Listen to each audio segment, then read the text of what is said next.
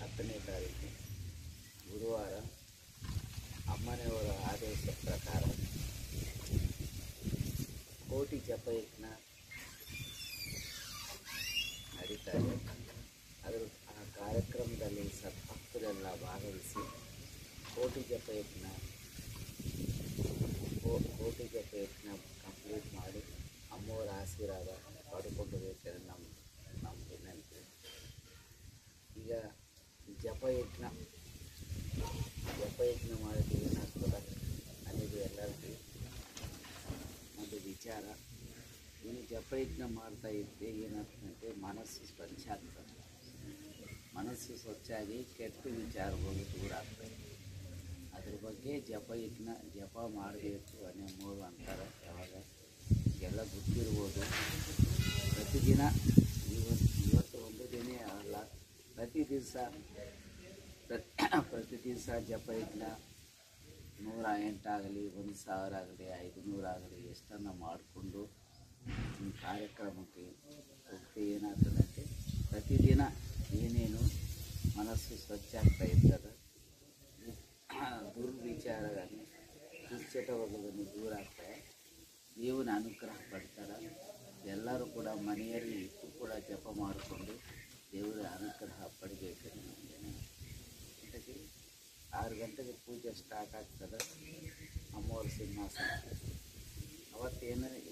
ಅವತ್ತೇನಂತೆ ಅಮ್ಮವ್ರ ಸಿಂಹಾಸನ, ಅಮ್ಮವರು ಕುಂತ ಲಿಂಗ ಎಲ್ಲ ಆವಾಗ ಸ್ಥಾಪನೆ ಮಾಡಿದ್ದಾರೆ. ಅದ್ರ ಬಗ್ಗೆ ಕೋಟಿ ಜಪಯಜ್ಞ ಅದು ಅವತ್ತು ನಡೆಸ್ತಾ ಇರ್ತೀರಿ. ತಾವೆಲ್ಲರೂ ಕೂಡ ಆ ಕಾರ್ಯಕ್ರಮ ಕೂಡ ಭಾಗವಹಿಸಿ ಜಪಯಜ್ಞದಾಗ ಪಾಲ್ಗೊಂಡು ಅಮ್ಮವರ ಆಶೀರ್ವಾದ ಪಡ್ಕೊಂಡು ಹೋಗ್ಬೇಕು. ಜಪ ಮಾಡಿದ್ರೆ ಸಂತೋಷ. ಯಾರಿಗೂ ಬರಲಿಕ್ಕೆ ಆಗಲ್ಲ, ಅವರು ಮನೆಯೆಲ್ಲ ಮಾಡಿ ಇಲ್ಲಿ ತಿಳಿಸ್ಬೇಕಾಗ್ತದೆ. 5 ಗಂಟೆ ಒಳಗನೆ ತಿಳಿಸ್ಬೇಕಾಗ್ತದೆ. ಆದೇಶం ప్రకారం ఈ నెల 10వ తారీఖు గురువారం నాడు ఉదయం 8 గంటలకు కోటి జప యజ్ఞము ప్రారంభమవుతుంది. కావున సద్భక్తులందరూ కూడా జ్ఞానగుంది క్షేత్రానికి వచ్చి ఈ యొక్క జపయజ్ఞంలో పాల్గొని ఆ కోటి జపయజ్ఞం కంప్లీట్ చేసి అమ్మగారి ఆశీర్వాదం పొందాలని మా యొక్క మనవి.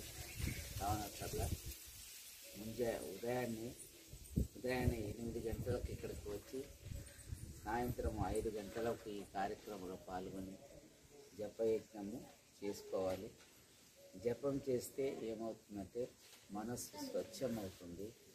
స్వచ్ఛమయ్యి ఏవైతే దుర్వ్యసనాలు కానీ, దురాలోచనలు కానీ అలాంటికి అవకాశం లేకుండా జపయజ్ఞము అవకాశం కల్పిస్తుంది. కాబట్టి ప్రతి ఒక్కరు ఈ సదవకాశాన్ని ఉపయోగించేసుకోవాలి. ఈ ఒక్కరోజే కాదు, ప్రతిదినం వాళ్ళ యొక్క గృహాలందే ఉండి ఉదయం కానీ, సాయంత్రం కానీ, ఒక 108 కానీ, ఒక 500 కానీ, ఒక 1000 కానీ జపం చేసి ఆ కార్యక్రమాన్ని అంతా కూడా అలవర్చుకోవాలని అమ్మగారి యొక్క ఆదేశం. కాబట్టి ప్రతి ఒక్కరూ ప్రతి నిమిషము ఈ జపయజ్ఞాన్ని పాటించేదానికి అందరూ కూడా పాటిస్తూ భగవంతుని యొక్క అనుగ్రహాన్ని పొందాలని మనకి మనం